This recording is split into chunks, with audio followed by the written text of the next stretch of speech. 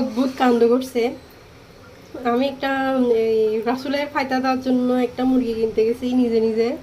তো এখন মুরগিটা কেনার পরে একটা দোকান থেকে, এই যে ওই কি বলে, গোড়ামসজিদের যে রোডের এদিক দিয়ে যাওয়ার সময় দুইটা দোকান আছে, একটা বাম সাইডে একটা ডাইন সাইডে। তো একটা দোকান থেকে নিছি আর কি। তো এই দোকান থেকে নেওয়ার পরে মুরগির দাম বলছে যে একটু বেশি, তো মানে 1 কেজির থেকে একটু বেশি আর কি।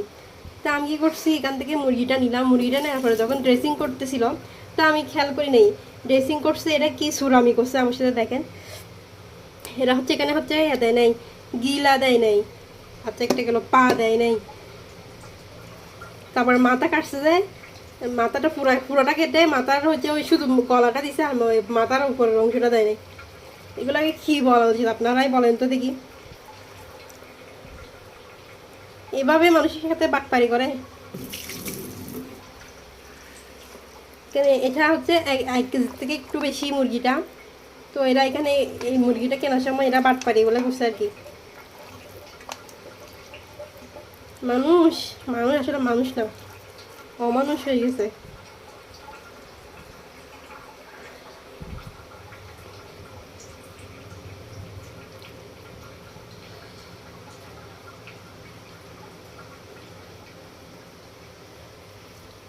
পবিত্র দিনেও মানুষে বাটপারি করে। আজকে রাসূলের জন্মদিন, এই দিনেও মানুষের সাথে বাটপারি করে।